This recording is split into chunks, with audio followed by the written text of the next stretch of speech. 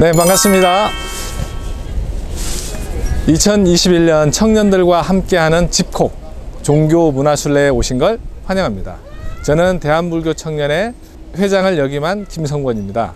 이번 종교문화순례를 통해서 우리 문화유산을 탐방하고 잠시나마 마음을 다스리는 시간이 되시길 기원합니다. 오늘 저와 함께 순례하실 곳은 서울시 종로구에 위치한 대한불교 조계종 총본산 조계사입니다. 자, 그럼 저와 함께 순례해 보실까요?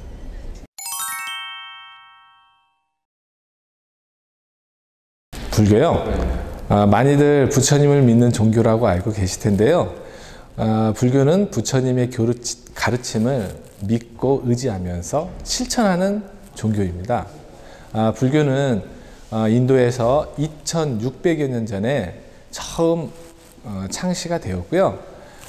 인도에서 중국에서 다시 우리나라로 전래가 되었습니다. 우리나라는 고구려 때 최초로 전래가 되었고요. 소수리망 372년에 전래가 되었습니다. 백제는 384년 중국에서 마라나타에 의해서 전래가 되었고요. 신라 경우도 일찍 전래가 되었지만 2차 도노 순교에 의해서 527년에 공식화되었습니다. 그리고 고려시대 때 가장 불교의 꽃을 피웠습니다. 그러면서 불교 내에 문제점들이 많이 나왔었고, 그 이유가 조선시대의 배불정책의 일환으로 탄압을 받기도 하였습니다.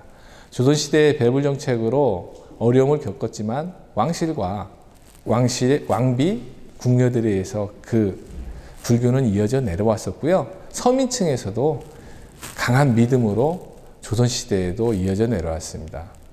불교를 이야기할 때 흔히 호국불교라는 말을 많이 하는데요.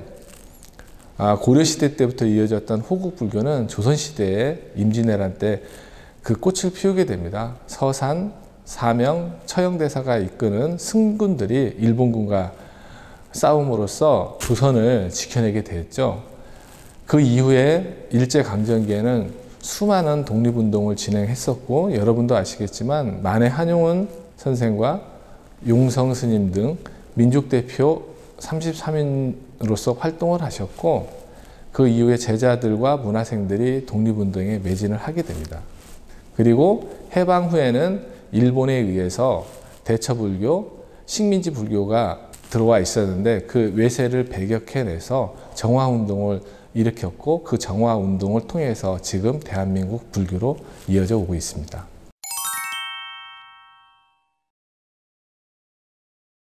대한민국에는 수백 개의 종단이 있습니다. 저희가 다 익히 파악도 안 되는 종단이 있는데, 대한불교 조계종은 1962년도에 창시가 됐어요. 그래서 대한민국에 있는 대한불교 조계종이 그럼 역사가 60년밖에 되지 않느냐라고 생각할 수가 있는데, 조계종은 역사가 60년은 아니고요. 통일신라 시대 때로 올라갑니다. 통일신라 때 도의국사께서 당에 가서 해능대사에게 간화선, 우리가 아는 참선 수행을 전수 받으신 거죠. 그래서 그 꾸준한 법맥이 지금까지 이루어졌었던 거고요. 다만 대한불교 조계종이 공식 등록을 하게 된 거는 아까 설명을 드렸었던 일제강점기의 외색불교를 몰아내고 정화운동이 완성된 후에 대한불교 조계종이 창종을 알리게 된 겁니다. 전국에는 약 2만여 개의 사찰이 있고요. 조계종은 약 3천여 사찰이 존재하고 있습니다. 네, 청년이 불교를 믿으면 뭐가 좋을까요? 사실 어떤 작가께서는 아프니까 청춘이라고 하는데, 사실 청년들 많이 아프죠. 특히 이제 코로나 시국에서는 더 많이 답답하고 힘드실 거예요. 과거를 제가 돌이켜보면 저에게도 되게 직장 생활에서 오는 스트레스, 사람들 관계에서 오는 스트레스가 많았었거든요. 그때 권유를 받았었습니다. 한번 종교에, 불교에 기우해보면 어떻겠냐. 물론 학생회 활동을 했었지만 다시 한번 책을 보고 참선을 통해서 제 안에 있는 문제점들에 대해서 천천히 많이 되뇌어 봤어요. 그래서 하나씩 하나씩 찾아졌고, 그로 인해서 제가 가지고 있는 문제점들을 해결할 수가 있었습니다. 물론 그때 스님들께서 많은 말씀을 해주셨고 그게 조언이 됐던 것 같아요. 그 청년들이 굉장히 뭐 M4 세대부터 해서 수많은 어려움을 겪고 있는데요. 종교는 그 사람들의 어려움을 어루만져주는 역할들이 있습니다. 그래서 상당히 저도 청년 20대 때 30대 되게 힘든 점이 많았었는데, 그때 이제 경전의 좋은 말씀들을 듣고 그 다음에 참선을 통해서 화를 가라앉힐 수가 있었어요. 그래서 청년들에게 이러한 불교가 주는 그 기능이 있고, 그 다음에 불교는 현재 청년들이 가장 이야기하고 있는 공정과 환경 문제에도 이미 2600년 전에 부처님을 통해서 증명이 됐었어요. 법 앞에는 다 모두 다 평등했었고요. 그 다음에 우리가 알고 있는 이런 환경 문제들이 많은 욕심에서 비롯되고 있는데, 욕심을 좀 내려놓고 그 다음에 내 것을 나누어 쓸 수 있는 그런 마음을 가지게 된다면 현재 가지고 있는 우리의 환경 문제라든가 어려운 문제점을 해소할 수도 있을 뿐더러 청년들이 가지고 있는 고민들도 해소가 될 거라고 생각이 듭니다. 네, 대웅전, 대웅보전이라고 하는데요. 사찰에서는 보통 그 주불이 모셔져 있는 금당이라고 합니다. 금당이라고 해서 대웅전은 석가모니 부처님께서 주불로 계시기 때문에 대웅전이라고 썼고요. 여러분들이 수많은 전각들을 보시고 거기에 다 다르다는 걸 아실 거예요. 극락전, 관음전, 대적광전, 약사전 다 다를 건데, 그 전각에는 모셔진 주불, 그러니까 주인이 되는 부처님, 가운데 모셔진 부처님에 따라서 그 전각 명칭이 달리 정해집니다. 조계사에서는 가운데 주불인 석가모니 부처님과 약사열애불과 아미타 부처님을 협식으로 두 분을 모시고 있고요. 이 대웅전은 과거에 보천교회에서 쓰였던 전각을 옮겨와서 증축해서 만든 건물입니다.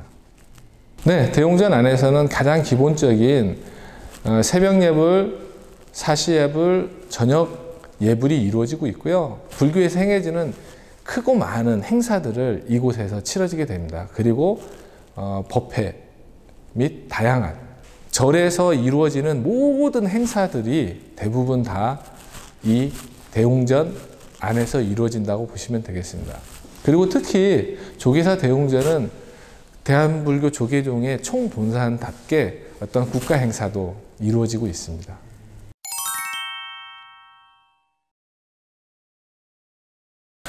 이 탑은 사실 조성된 역사는 짧습니다. 조성된 역사는 짧지만 이 탑에는 부처님의 진신사리가 모셔져 있습니다. 그래서 부처님 진신사리 석탑이라고 하죠. 탑은 기원을 보면 부처님께서 열반에 드시고 답이식을 치른 후에 나온 진신사리를 모셔서 탑에 안치를 하고 많은 사람들이 볼 수 있게 해놓았었죠. 그래서 부처님이 이 탑에 계시다라고 사람들은 생각을 했던 거고요.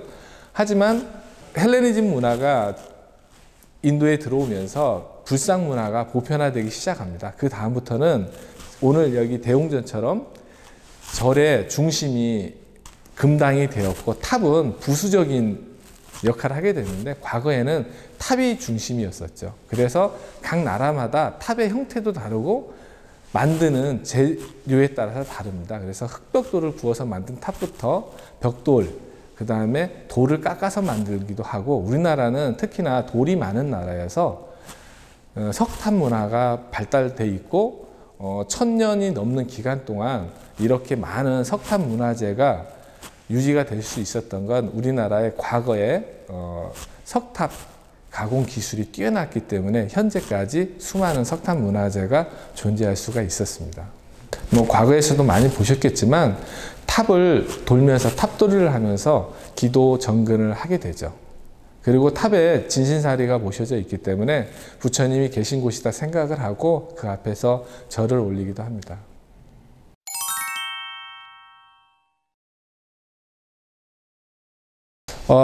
항상 사찰은 열려 있습니다. 언제나 오시는 걸 대환영하는데요. 좀 불교에 대해서 처음 접하는 사람들에게는 템플스테이를 추천을 하고 싶습니다.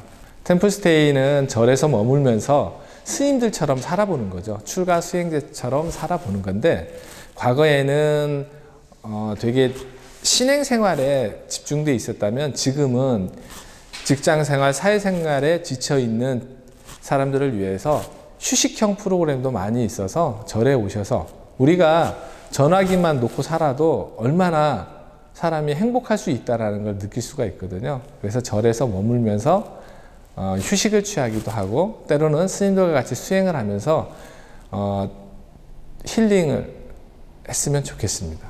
마음의 평안과 치유를 얻어갈 수 있을 거라고 저는 생각합니다.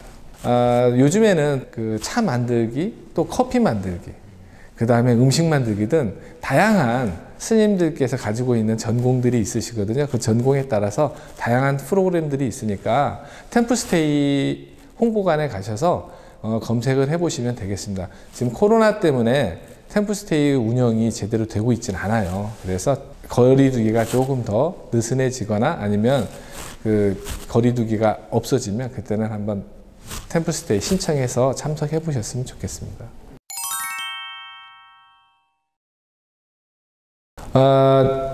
사실 산중에 있어서 절에 찾아가기가 어려운데요. 우리들 주변에도 많이 사찰은 있고, 그 사찰에서 일반적인 불교 신도와 그 다음에 불교 신도는 아니지만 불교 공부를 필요로 하시는 분들을 위해서 불교대학이 존재하고 있고, 거기에서 부처님의 생애, 부처님의 가르침 등을 교육하고 있습니다. 짧게는 2달 과정, 길게는 1년, 2년 과정까지 있으니까요.